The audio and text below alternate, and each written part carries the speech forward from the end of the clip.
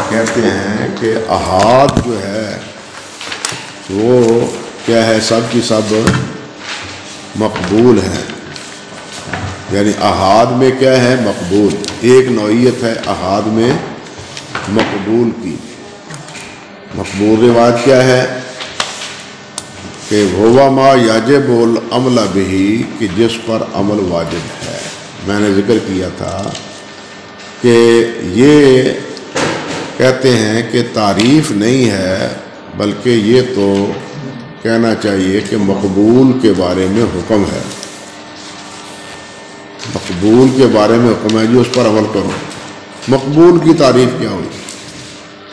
وہ کہتے ہیں کہ مقبول کی تعریف یہ ہے کہ جس میں مخبر کا صدق راجح ہو، جس میں خبر دینے والے کا صدق جو ہے نا وہ کیا ہو، راجح ہو، وہ مقبول ہے.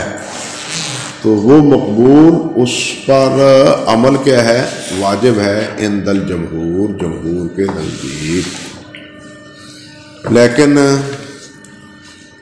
اور یہ جمہور کیا ہیں، ائمہ اربعہ ان میں ہیں، حتیٰ کہ صحابہ کرام کا اور تابعین اعظام کا. یہ ہوا کہاں سے آئی ہے، ٹھنڈی سی ہوا کا جھونکا، پتہ نہیں یہ ورکے الٹ.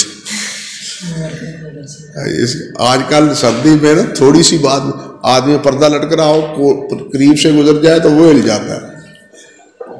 تو گرمیوں میں پنکھے بھی نہیں اس کو ہلاتے.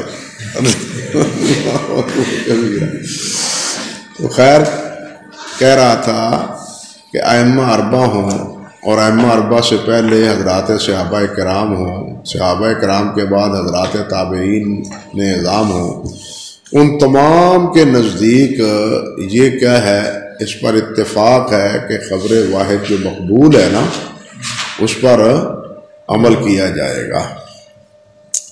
اور یہ بات بھرپور کہی ہے امام شافعی رحمۃ اللہ علیہ نے الرسالہ میں، الرسالہ کے صفحہ نمبر 487 میں. اور مختصر الصواعق جو ہے آپ کی حافظ ابن قیم رحمۃ اللہ علیہ کی، ان کی کتاب ہے الصواعق والمحرقہ، تو اس میں جلد نمبر 4 میں، اور صفحہ ہے، اللہ آپ کا بھلا کرے، 1559. اور خطیب بغدادی رحمۃ اللہ علیہ نے الکفایہ کے صفحہ نمبر 31 پر، اور حافظ ابن حجر رحمۃ اللہ علیہ نے فتح الباری کی جلد نمبر 13 صفحہ 234 پر، کہ جمہور کے نزدیک ہی نہیں بلکہ صحابہ اور تابعین کا اتفاق ہے، تابعین کے آخری دور میں یا صحابہ کے بالکل آخری دور میں خبر واحد کا کہ انکار کا کہ جراثیم بھی پیدا ہو گئے، بلکہ حدیث کے انکار کے بھی جراثیم پیدا ہو گئے، روافض کی طرف سے بھی اور خوارج کی طرف سے بھی، اور بعد میں یہ جامعہ، مرجیہ اور کیا ہے معتزلہ، ان سب کے پھر اپنے اپنے عقائد کے مطابق انہوں نے احادیث کا جو ان کے عقیدے عمل کے خلاف ہوئی اس کا انکار کر دیا. اللہ اکبر. حتیٰ کہ روافض نے تو اہل بیت کے علاوہ باقی تمام صحابہ کرام کی روایات کو رد کر دیا. سمجھے نا، ان کی جو سیاہ اربع ہے ان میں اگرچہ کچھ صحابہ سے روایات موجود ہیں، مگر ان کے ہاں وہ موجب عمل نہیں ہے. بالخصوص حضرت ابو ہریرہ رضی اللہ تعالیٰ عنہ کی روایات وہ ان کو بالکل قبول نہیں کرتے، معتزلہ بھی قبول نہیں کرتے. تو یہ انکار کی ابتدا جو ہے نا وہ صحابہ کرام کے آخری دور میں اور تابعین کے دور میں اس کی ابتدا ہو گئی تھی. لیکن صحابہ اور تابعین کے پہلے دور میں اس بات پر اتفاق ہے، یہ اتفاق بھی امام شافعی نے نقل کیا ہے امام شافعی ہوں، خطیب بغدادی ہوں، حافظ ابن حجر ہوں، ابن قیم ہوں، سب نے یہ اتفاق نقل کیا ہے کہ صحیح خبر واحد پر عمل کیا ہے؟ لازم ہے، واجب۔ اب ایک بات ہے کہ کیا خبر واحد فتویٰ پر قبول ہے یا نہیں ہے؟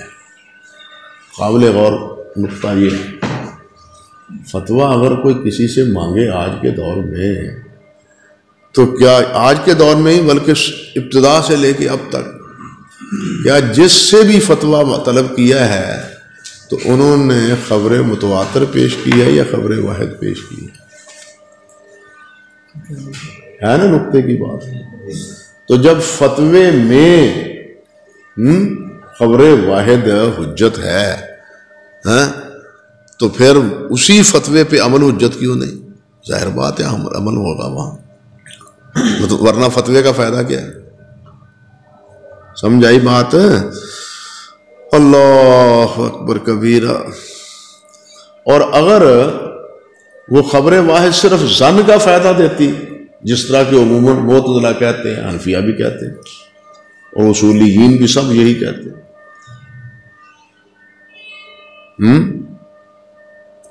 تو سوال یہ پیدا ہوتا ہے کہ وہ نصوص جن میں ظن کی پیروی سے روکا گیا ہے، پھر ان کا کیا مفہوم ہے؟ اگر یہ صرف ظن کا فائدہ دیتی ہے خبر واحد مقبول جو خبر واحد ہے، تو جو نصوص ظن کی تردید میں ان یتبعون الا الظن، یہ تو صرف ظن کی تابع داری کرتے ہیں، تو تردید یعنی رد کیا ہے ظن کی پیروی میں، تو پھر اس ظن کی جو تردید ہے قرآن مجید میں، سوال یہ پیدا ہوتا ہے کہ پھر اس کا جواب کیا ہے اور اس خبر واحد کی حیثیت کیا ہے؟ اگر خبر واحد ظن کا فائدہ دیتی ہے تو پھر عمل کا فائدہ کیسے ہوا؟ کیونکہ ظن پر عمل تو مردود ہے، ظن پر عمل تو مقبول نہیں ہے۔ اب یہ کیا عجیب مسئلہ ہے کہ حدیث خبر واحد ہو تو کیا مقبول، فائدہ دے ظن کا، لیکن ظن پر عمل وہ ٹھیک نہ ہو، ظن کی پیروی نہیں چاہیے۔ یہ ظن کی جو تردید کی گئی ہے اور خبر واحد کی کو یقینی سمجھا گیا ہے، یہ بھی اسی لیے نا کہ متواتر میں خطا کا امکان نہیں، ظن میں خطا کا امکان ہے۔ وہاں بھی یہ تقسیم اسی پس منظر میں ہے نا، کوئی اور تو پس منظر نہیں کہ ظن میں کیا ہے؟ خطا کا اکمال ہے، اپنا گمان ہے، احتمال ہے، لیکن خبر متواتر میں نہیں۔ اگر یہی ترتیب ہے تو پھر سوال یہی پیدا ہوتا ہے کہ پھر یہ مقبول خبر واحد ظن ہے نا، پھر اس پر عمل کیوں ہے؟ آپ کیسے کہتے ہیں کہ ما یجب العمل بھی، اس پر عمل واجب ہے؟ ایک طرف اس کو مظنون کہتے ہیں، ایک طرف آپ اس کو اس پر عمل واجب سمجھتے ہیں۔ ان دونوں کا جو ہے نا آپس میں باہر باتوں میں کیا ہے؟ تضاد ہے۔ حل کیا ہے اس کو؟ اس لیے راجع بات یہی ہے کہ وہ خبر، جیسے آگے حافظ صاحب کہیں گے بھی کہ یہ مقبول ہے اور عمل اس پر ہوگا، اور یہ جو صحیح روایت مقارن مع القرائن ہے وہ اس سے علم یقینی حاصل ہوتا ہے، اگرچہ اس کو نظری کہہ لیں یا یقینی کہہ لیں یا بغیر نظر و فکر کے کہہ لیں، جیسے متواتر کے بارے میں کہتے ہو، تو یہاں یہ خبر واحد اس سے بھی یقین کا فائدہ ہوتا ہے، ظن کا فائدہ نہیں ہوتا۔ حافظ ابن حزم رحمۃ اللہ علیہ نے تفصیل سے الاحکام فی اصول الاحکام میں اس پر بحث کی ہے۔ پھر یہاں یہ بھی دیکھیں کہ خبر واحد کے بارے میں یہ تو اجمالی طور پر ہے، لیکن بعض مستثنیات بھی ہیں، بعض مستثنیات بھی ہیں۔ خود ابن حزم جو خبر واحد کی حجیت کے قائل ہیں اور اس کو موجب عمل ہی نہیں بلکہ موجب علم کہتے ہیں. موجب عمل نہیں بلکہ موجب علم کہتے ہیں. اللہ اکبر. قرآن مجید میں کیسے اللہ ذو الجلال نے فرمایا شرع لکم من الدین ما لم یأذن بہ اللہ. اسی طرح ہے نا کہ انہوں نے دین ایسا ایجاد کر لیا جس کی اللہ نے اجازت نہیں دی. ما لم یأذن بہ اللہ، یہی لفظ ہے نا، جس کی اللہ نے اجازت نہیں دی. اب سوال یہ پیدا ہوتا ہے کہ خبر واحد جو مظنون ہے، جس میں خطا کا احتمال بھی آپ کہتے ہیں، اگر آپ کا یہ اصول مان لیا جائے جب اس کو خطا کا بھی اس میں احتمال ہے اور اسی لیے اس کو خبر کو آپ ظنی کہتے ہیں، تو پھر سوال ہے کہ آپ اس پر عمل کرتے ہیں. اگر وہ عمل وہ خبر واحد جس کو ظنی کہہ رہے ہیں اس میں خطا ہو، یہ امکانات کے دائرے آگے بڑھتے ہیں نا، تو پھر اس پر اگر عمل کیا جائے گا تو کیا اس قرآن مجید کی آیت کے مصادق شریعت سازی نہیں ہوگی؟ یہ تو پھر شریعت سازی ہوئی، یہ تو اس سے بھی زیادہ ظلم ہوا. اگر آپ اس کو ظنی کہتے ہیں، خبر واحد کو ظنی کہتے ہیں جس طرح یہ سارے حضرات کہتے ہیں، تو ظن کیا ہے؟ جس میں خطا کا بھی احتمال، یقین خطا کا احتمال، تو زیادہ سے زیادہ کہہ لو ظن فوق ظن، یہی ہو سکتا ہے. رہے گا تو ظن ہی نا، یقین تو نہیں ہوگا نا. تو اس ظن کی بنیاد پر جس میں یقین نہیں ہے اگر آپ شریعت سازی کرتے ہیں، فتویٰ دیتے ہیں، اور وہ ایسا ظن ہے جس میں خطا کا پورا پورا احتمال ہے، یہ ظن قیاس تو نہیں ہے نا، یہ نص کی بنیاد پر ہے، نص مظنون ہے. اب یہ مظنون جس میں خطا کا احتمال ہے، تو سوال یہ پیدا ہوتا ہے کہ کیا اگر فی الواقعہ اس میں خطا ہے تو کہیں شیعہ سازی تو نہیں کر رہے مفتی حضرات؟ اعتراض سمجھے آپ کہ نہیں سمجھے؟ سمجھ گئے نا. اس لیے یہ کہنا کہ یہ خبر واحد ظنی ہے اور موجب عمل ہے، یہ دونوں بظاہر آپس میں بات یہ ہے جو میں سمجھ پایا ہوں وہ یہ ہے کہ ایک ہے ظنی، خود کہتے ہیں خبر واحد ظنی، یقین کس سے ہے؟ متواتر سے. ظن کس کو کہتے ہیں؟ جس میں یقین، سیدھی سی بات ہے. اب جو خبر واحد مقبول ہے وہ ہے تو ظنی، خبر واحد جو مقبول ہے وہ ہے ظنی، جس میں خطا کا احتمال ہے، مقبول ہونے کے باوجود خطا کا احتمال ظنی ہونے کی وجہ سے، ورنہ آپ اس کو ظنی نہ کہیں. سمجھے یا نہیں سمجھے؟ اب اگر اس کے مطابق آپ عمل کرتے ہیں، فتویٰ کسی کو دیتے ہیں جس میں خطا کا احتمال ہے، تو کہیں یہ فتویٰ اور یہ عمل اس قرآن مجید کی آیت کے تناظر میں شریعت سازی میں نہیں آ جائے گا. یہ تو اس سے بھی زیادہ، یعنی ایک ہے عمل، اب دوسرا اصول کیا ہے ان کا؟ ایک ہے عمل، ایک چیز ہے جس میں جواز ہے، جہاں حکم اور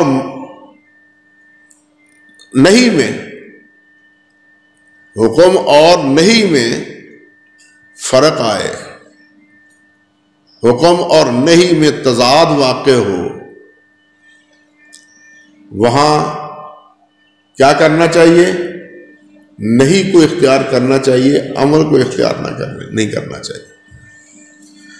جہاں بدعت اور سنت میں اختلاف آئے کہ یہ بدعت ہے کیا سنت، کیا مستحب، کیا ہے یہ، اس کے بارے کیا فیصلہ کریں؟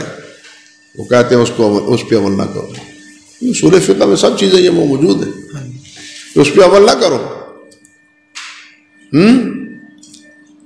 جب یہ سب کیفیت ہے تو یہ خبر واحد جس کو آپ مقبول اور موجب عمل کہہ رہے ہیں وہ بھی تو ظنی ہے، وہ یقینی کر رہے ہیں، اس پر عمل کرتے ہیں آپ، تو پھر وہ بھی اسی دائرے میں نہیں آتی کہ جس میں شبہ واقع ہو اس کو نہیں کرنا چاہیے، جس کے جواز عدم جواز میں اشتباہ لازم آ جائے اس پہ کیا کرنا چاہیے؟ نہیں کرنا چاہیے۔ جہاں نہیں اور امر میں اختلاف ہو، بدعت اور سنت میں اختلاف ہو، اور یہ بات تو کئی جگہ لکھی ہے اپنے شامی نے رد المحتار میں، شامی رحمۃ اللہ علیہ، اس کو مقدمے میں بھی لکھی ہے، یہ کہیں آپ نصاب میں تو شامل کیا ہے اس کو، اس مقدمے کو اگر پڑھا گیا تو یہ بات اس میں آئے گی، سمجھے نا؟ یہ اصول، اب سوال تو یہ پیدا ہوتا ہے کہ اصول 2-3 اسی طرح کے ہیں، تو پھر اس تناظر میں جو خبر واحد جس کو صرف آپ مظنون کہتے ہیں، یقینی نہیں کہتے، اور اس سے موجب عمل کہتے ہیں، موجب علم نہیں کہتے، تو پھر اس خبر واحد ظنی پر عمل وہ خود مظنون ہی ہوگا، وہ کیا ہوگا؟ مشکوک ہی ہوگا۔ تو یہ ساری شریعت کو مشکوک بنانے کے مترادف نہیں، سارے دین کو پتہ نہیں ہے ٹھیک بھی ہے یا صحیح بھی ہے یا نہیں، تو سارا دین مشکوک ہو گیا۔ اس تقسیم کے نتیجے کا نتیجہ یہ نکلا، حالانکہ دین یقینیات کا نام ہے، قُلْ هَٰذِهِ سَبِيلِي أَدْعُو إِلَى اللَّهِ عَلَىٰ بَصِيرَةٍ أَنَا وَمَنِ اتَّبَعَنِي۔ یہاں پھر آ کے تقسیم کریں گے، وہ کہیں گے کہ دیکھیے جو ایک عقائد ہیں، جو عقائد پانی لائیں یار، جو عقائد ہیں، اعتقادی مسائل ہیں، وہ تو یقینیات علی بصیرہ،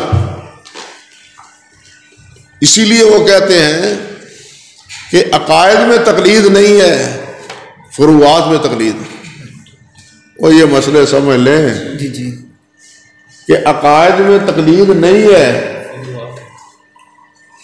تقلید ہے فروعات میں، عقیدے میں نہیں، عقیدے میں بصیرت چاہیے، وہ بصیرت تمام کی نہ صحیح، لیکن جس چیز کو وہ مان رہا ہے اس کی تو بصیرت ہونی چاہیے اللہ کے بارے میں، اللہ ہے یا نہیں، اللہ ہے تو اس کے وجود کی دلیل کیا ہے، یہ چیز وہ کہتے ہیں کہ اعتقادی طور پر بابصیرت ہو سمجھ آنی چاہیے۔ یہ اعتقادی کہ جناب امام اشعری نے کہہ دیا، امام ماتریدی نے کہہ دیا تو یہ سب عقیدہ بن گیا، نہیں چاہیے، سمجھے یا نہیں سمجھے؟ تو اللہ اکبر کبیرہ، اللہ آپ کا بھلا کرے۔ تو اصل مسئلہ یہی ہے کہ خبر واحد اس کی حیثیت کیا ہے، یہی بنیادی نزاع ہے۔ خبر واحد کو مظنون کہہ کے کہا تو اس لیے تاکہ اعتقادی مسائل اپنی منمانی اور اپنی مرضی سے جو ہے نا ان کی تعویلات کی جائے اور باقی احادیث کو خبر واحد کہا جائے۔ مجھے اس وقت یاد نہیں پوری بات، حافظ عذابی رحمۃ اللہ علیہ نے سیر و اعلام النبلاء میں ایک جگہ لکھا ہے کہ رافضی کہتے ہیں کہ یہ ابو بکر صدیق، عمر، عثمان، صحابہ کے فضائل چھوڑ دو، باقی ہم حدیثیں مانتے ہیں۔ آپ جامعہ کہتے ہیں کہ یہ صفات کی حدیثیں چھوڑ دو، باقی ہم سب مانتے ہیں۔ رافضی کہتے ہیں کہ یہ شفاعت کی حدیثیں اور عذاب قبر کی روایتیں یہ سب چھوڑ دو، پھر باقی ہمارے ہم مانتے ہیں۔ کہتے ہیں کیا مانا انہوں نے دین، سمجھے یا نہیں؟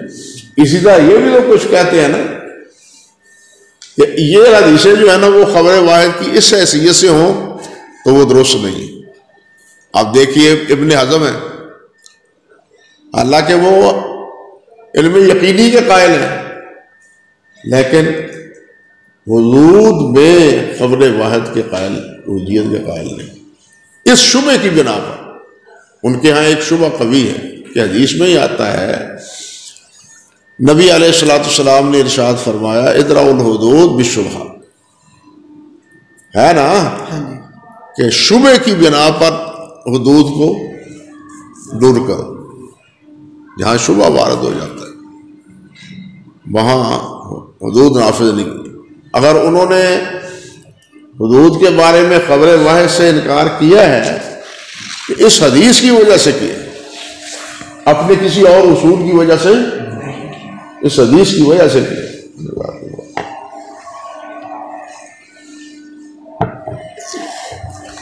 ان کے علاوہ اب دیکھیے امام مالک ہے، امام مالک کے نزدیک خبر واحد اگر عمل مدینہ کے خلاف آ جائے تو وہ قبول نہیں، مالکی اس کو قبول کرنے کے لیے تیار، اور وہ اتنے ہی متشدد ہیں جتنے کہ جناب ہمارے حنفی متشدد اس مسئلے میں۔ میں نے امام فہری کی بات کی تھی نا، سنن ابین والے جو مصنف ہیں، ذکر کیا تھا ایک دفعہ آپ کو، پتہ نہیں آپ نے دیکھا ہے مقدمہ یا نہیں دیکھا اس کا۔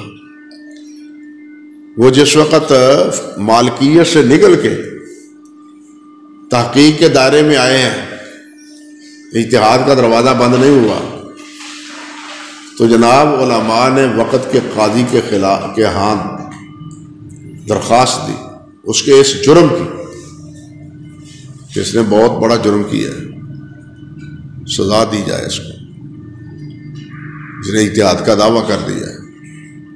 امام مالک کی پیروی چھوڑ دی ہے۔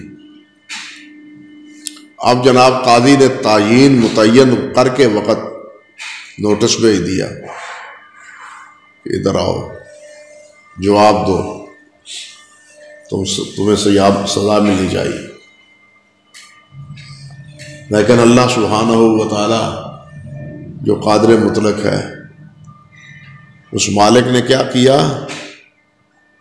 کہ وہ دن آنے سے پہلے قاضی کو اس دنیا سے اٹھا لیا، اور امام فہری جو ہے نا وہ بچ گئے، ورنہ انہوں نے تو پھٹے چڑھا دینا سے۔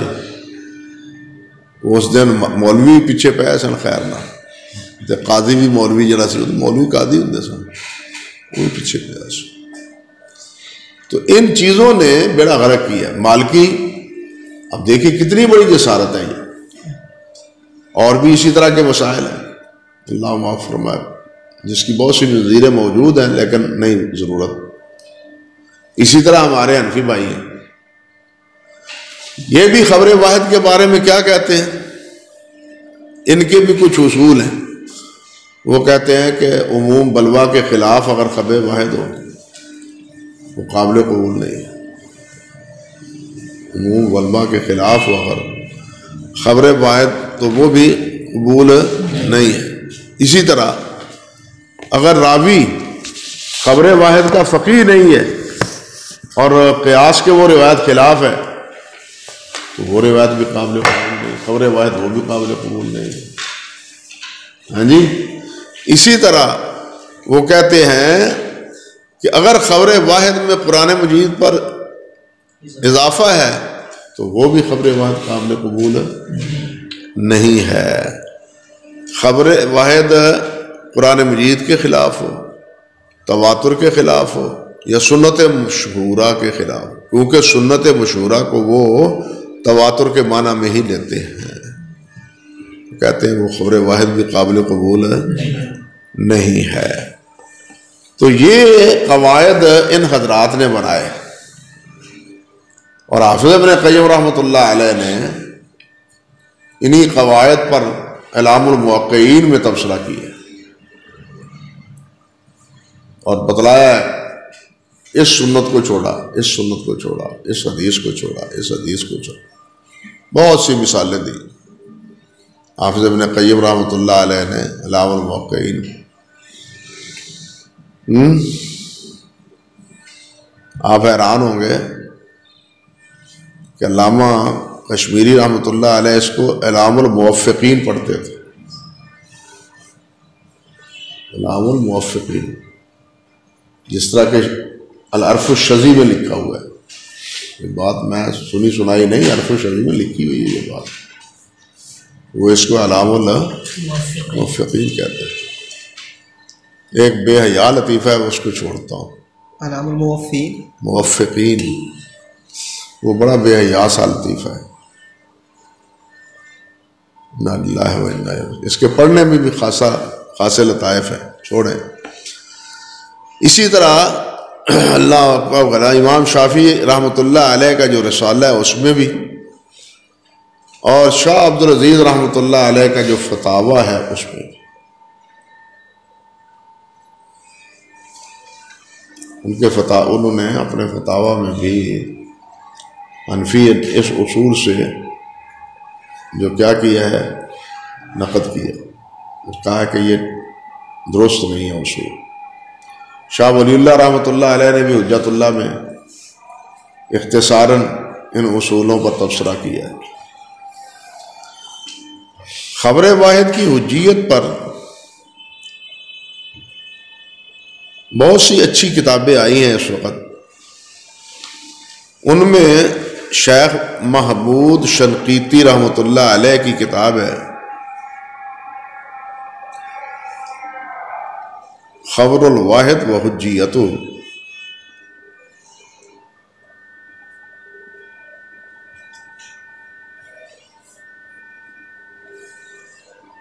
اسی طرح کتاب ہے خبر الواحد ان اذا عمل اہل المدینہ بخلافہ، اذا عمل اہل المدینہ بخلافہ، لحسان بن محمد کی۔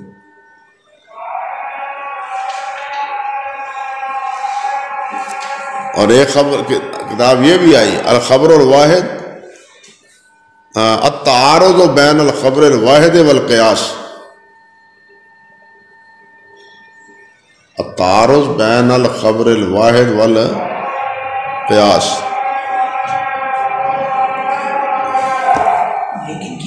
یہ شیخ عبد الرحمن مصری کی۔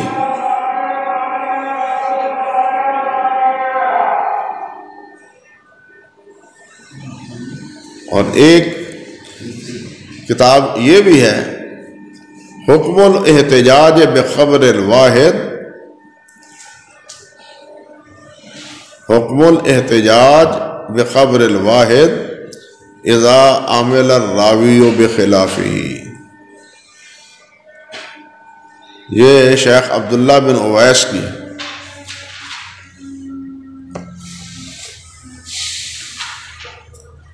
اور ایک شیخ البانی کی کتاب الحجۃ بنفس، الحدیث حجۃ بنفس، فی العقائد والاحکام،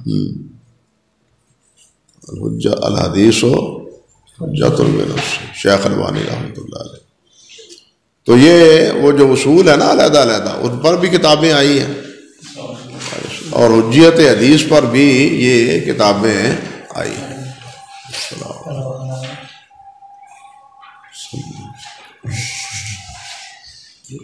آئیے حضرت صاحب کی آ رہے ہیں، خیریت، آؤ تشریف رکھو،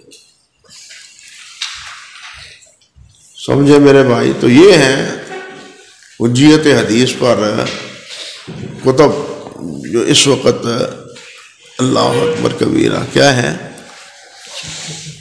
ہر مسئلے پر راوی کی رائے پر قیاس کے خلاف ہو جناب، یا اسی طرح عمل اہل مدینہ کے خلاف ہو، ان پر یہ کتابیں دیکھیں تو انشاءاللہ ذہن صاف ہو جائے گا اللہ کے فضل و کرم سے۔ آگے چلیں جی، اب کوئی سمجھ آ گئی کوئی کہ نہیں؟ آگے چلیں جناب، فرماتے ہیں وفیہا المردود،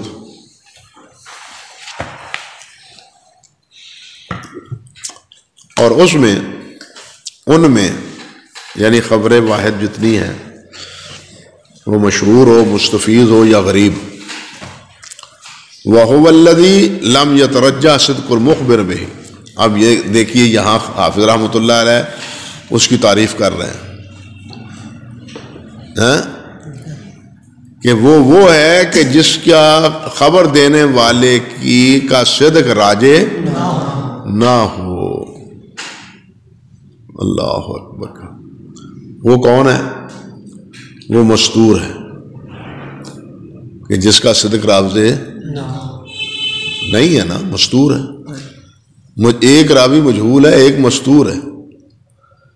مستور وہ ہے جس سے دو یا دو سے زائد راوی روایت کرنے والے ہوں. یہ آگے بات آئے گی. امام زولی رحمۃ اللہ علیہ نے یہ کہا ہے کہ من روا عنہ ثقتان فقد ارتفعت عنہ اسم الجہالہ. یہ بات نقل کی ہے امام زولی سے خطیب بغدادی نے،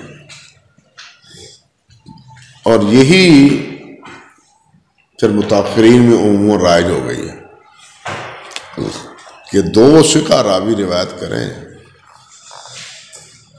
تو اس سے جہالت رفع ہو جاتی ہے. لیکن امام یحییٰ بن معین رحمۃ اللہ علیہ وہ اس کے برعکس کہتے ہیں. وہ کہتے ہیں ثقہ ہونا اور ہے، اور ایک راوی سے روایت لینا اس میں ثقہ کے بھی درجات. وہ کہتے ہیں کہ اگر ثقہ راوی ہو، مثال کے طور پر ابن سیرین جیسا،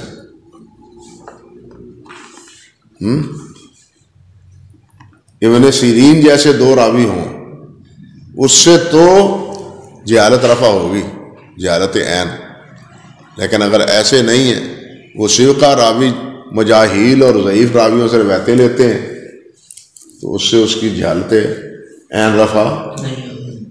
یہ بات انہوں نے کہی جو ان کے تقریباً معاصر امام محمد بن یحییٰ زولی رحمۃ اللہ علیہ.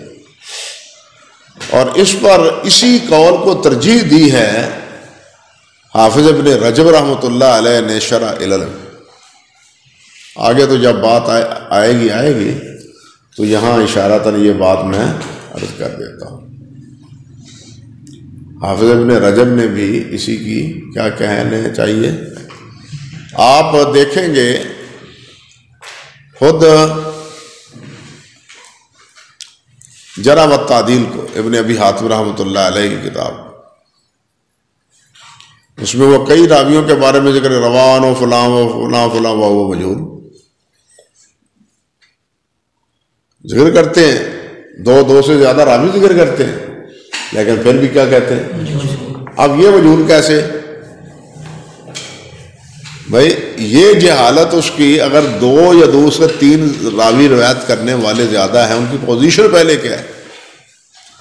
اگر مان بھی لے کہ جناب وہ کیا ہے، ثقہ ہے، تو اس سے بھی جہالت عین رفع ہوگی، جہالت حال رفع نہیں ہوگی. تو یہ بھی تفریق اسی وقت ہوگی جس وقت ہم اس تفریق کو پیش نگاہ رکھیں. ورنہ بادی النظر میں ہم نے شرح رقبہ میں پڑھا جس سے دو راوی روایت کرے وہ مجہول نہیں. تو جب ہم یہ مطولات پڑھیں اس میں دو سے زائد راوی بھی ہوں اور ہم اس میں مجہول کا لفظ بھی پڑھے نہیں، تو سر پکڑ کے بیٹھیں گے نا بھی اب ہم اس کے بارے میں ہم کیا فیصلہ کریں 15ویں صدی میں. سمجھے یا نہیں؟ تو یہ چیزیں تطبیق دینے کی ہوتی ہیں. جب اس قسم کی بات مخالفت یا تعارض والی آئے تو پھر تطبیق کی ضرورت ہوتی ہے کہ یہاں کیا چیز ملحوظ رکھی جائے. اللہ اکبر کبیر. تو جیسے مستور ہے یا راوی مختلف ہی ہیں، اس کی توثیق کرنے والے بھی ہیں، جرح کرنے والے بھی ہیں. ہم فیصلہ نہیں کر پاتے کہ اس کی توثیق راجح ہے یا اس کی تضعیف راجح ہے. ہم نے یہی کہا ہے نا الذی لم یترجح صدق المخبر. تو وہ دو صورتیں بنی نا، ایک مختلف فی راوی اور دوسرا مستور راوی. ان دونوں کی روایتیں ہوں تو وہ کیا ہوتی ہے، کہتے ہیں کہ اللہ اکبر کبیرہ وہ مردود میں شامل ہوتی ہے. اس روایت کو کیا کہتے ہیں؟ مردود. اب فرماتے ہیں لِتَوَقُّفِ الْإِسْتِدْلَالِ بِهَا عَلَى الْبَحْثِ عَنْ أَحْوَالِ رُوَاتِهَا دُونَ الْأَوَّلِ. یہ مردود کیوں ہے جی؟ مردود کی تعریف کرنے کے بعد نتیجہ کیا دیتے ہیں؟ اس لیے کہ لِتَوَقُّفِ الْإِسْتِدْلَالِ بِهَا عَلَى الْبَحْثِ عَنْ أَحْوَالِ رُوَاتِهَا، کیونکہ اس سے استدلال موقوف ہے اس کے راویوں پر کو دیکھنے جانچنے کے بعد. اس سے استدلال موقوف کیا ہے؟ لِتَوَقُّفِ الْإِسْتِدْلَالِ بِهَا، اس خبر سے استدلال موقوف ہے اس بات پر عَلَى الْبَحْثِ عَنْ أَحْوَالِ رُوَاتِهَا، اس کے راویوں کے احوال پر بحث کے بعد کہ وہ راوی ثقہ ہیں نہیں ثقہ، مستور مجہول ہیں یا کیسے ہیں. دون الاول، پہلی نہیں، پہلی سے مراد متواتر نہیں. یہاں یہ صورتحال ہے لیکن وہاں یہ صورتحال. اب سوال یہ پیدا ہوتا ہے کہ حضرت حافظ صاحب نے رحمۃ اللہ علیہ نور اللہ مرقدہ، اللہ اکبر، یہ بڑے لوگ تھے یار، انہوں نے یہ بات فرمائی ہے. آگے کیا فرماتے ہیں؟ وَهُوَ الْمُتَوَاتِرُ دُونَ الْأَوَّلِ وَهُوَ فَكُلُّهُ مَقْبُولٌ لِإِفَادَةِ الْقَطْعِ بِصِدْقِ مُخْبَرِهِ بِخِلَافِ غَيْرِهِ مِنْ أَخْبَارِ الْأَحَادِ، کہ وہ تمام کی تمام مقبول ہیں. کس لیے مقبول ہیں؟ کہ ان سے فائدہ علم قطعی کا حاصل ہوتا ہے ان کے خبر دینے والوں کی صدق کی بنا پر. یہ لفظ سوال طلب ہیں کہ متواتر میں تو زیر باس راوی ہیں ہی نہیں، ان کا صدق اور عدم صدق دیکھا ہی نہیں جاتا، حتیٰ کہ اس کی عدالت کے بارے میں کافر ہونا بھی، مسلمان ہونا بھی ضروری نہیں سمجھا جاتا متواتر کے بارے میں. یعنی متواتر کافروں کے نزدیک بھی تو مسلمانوں کے نزدیک بھی پہلے تقسیم یہی کرنی چاہیے. کافروں کے نزدیک متواتر کا حکم اور ہے. بھائی سیدھی بات ہے، نصارہ کے ہاں تواتر ہے، حضرت عیسیٰ علیہ السلام کہاں چڑھ گئے؟ شریف پہ چڑھ گئے، ان کے ہاں تواتر. ہمارے نزدیک نہیں، ان کے نزدیک اس اعتبار سے ان کی یہ خبر آپ کیوں قبول نہیں کرتے؟ جب آپ متواتر میں عدالت کی شرط نہیں لگاتے تو ان کی بات مان لینی چاہیے نا. ہنستے ہیں آپ، بنتا تو ایسے ہی ہے، بنتا تو ایسے ہی. سوال کا تقاضا ہے، یا مجھے کہیں غلط کیا ہے، یہ سوال غلط ہے، نہیں بنتا. جب آپ خبر متواتر کے لیے عدالت بھی شرط قرار نہیں دیتے تو پھر جو چیز یہ کہتے ہیں، کیا نام ہے آپ کا، رافضی کہتے ہیں، یہودی بھی یہی کہتے ہیں کہ سولی پہ چڑھے بنے مانے. بس سولی پہ چڑھنا عیسائیوں کے نزدیک بھی ہے، یہودیوں کے نزدیک بھی ہے، لیکن یہودی تو موت مانتے ہیں، وہ موت کے بعد تیسرے دن کے بعد زندگی مانتے ہیں. فرق تو صرف یہ ہے نا، سولی پہ تو مانتے ہیں. لیکن اللہ ذوالجلال نے کیا فرمایا؟ ما صلبوہ. اب یہاں متواتر کیوں نہیں مانتے؟ جبکہ متواتر میں آپ کیا کرتے ہیں؟ عدالت کی شرط. لیکن چلیے وہ بھی چھوڑیں، مگر سوال تو یہ ہے کہ آپ کے نزدیک راوی کا متواتر میں صدق یا کذب وہ شرط نہیں ہے، اس کے احوال کی خبر لازم نہیں ہے، کیونکہ جمع غفیر ہیں، وہ جمع نہیں ہو سکتے کس پر؟ جھوٹ پر. تو صدق مخبر کیا مطلب ہوا؟ خبر دینے والے کی کا صدق وہاں کیا ہے؟ وہ قطعی ہے. صرف اسی اعتبار سے قطعی ہے نا کہ وہ کثرت سے روایت کرنے والے ہیں، صدق کا کیا بار؟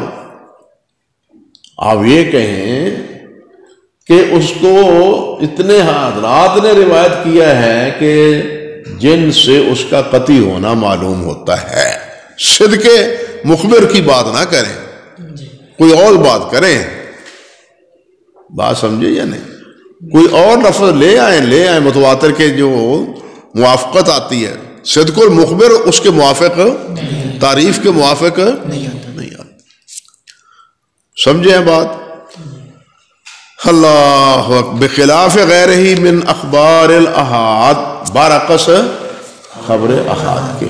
لیکن کہتے ہیں لیکن انما وجب العمل بالمقبول منہا، کہتے ہیں لیکن اس کی جو ہے نا عمل اس پر وہ لازم ہے. اس پر عمل جو ہے وہ کیا ہے؟ وہ لازم ہے، وہ ضروری ہے. اللہ اکبر. لیکن یہ موجب عمل بھی کب ہے؟ خبر واحد جس کا صدق راجح ہو وہ موجب عمل ہے. لیکن کب؟ جس وقت وہ وجوب پر دلالت کرے اور اس پر کوئی معنی نہ ہو. ہر خبر مقبول وہ موجب عمل نہیں ہے. جو منسوخ ہے وہ مقبول ہے یا نہیں؟ جو منسوخ ہے وہ مقبول ہے یا نہیں؟ مقبول تو ہے نا. تو پھر یہ کہنا کہ ہر خبر مقبول جو ہے وہ موجب عمل ہے، سمجھ آئی یا نہیں سمجھ؟ یہ موجب عمل ہے لیکن اگر کوئی معنی نہ ہو.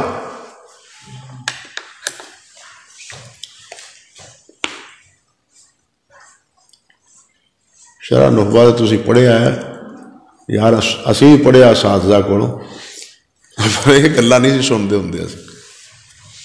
اسی کتاب سمجھ لئی دی تھی تھوڑی بہت ہی ماڑی چنگی جننے کی سمجھ اللہ کی. سمجھے بات؟ مطلق نہیں، جب اس کے کوئی معنی اس کا موانع نہ ہو.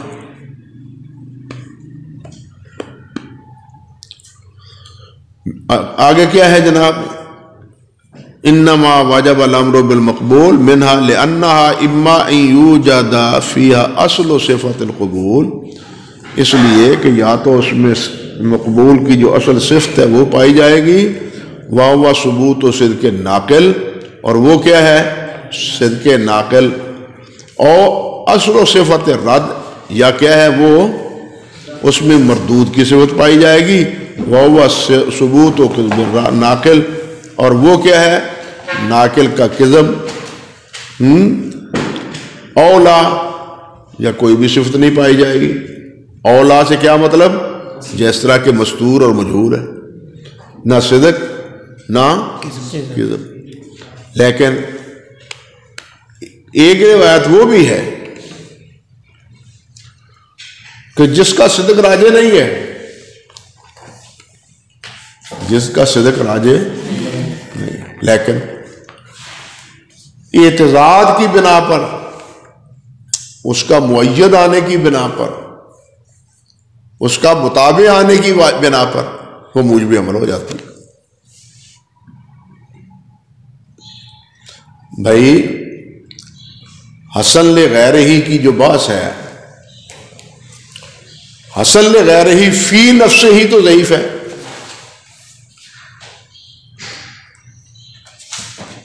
حسن لغیرہ فی نفسہ ہی کیا ہے؟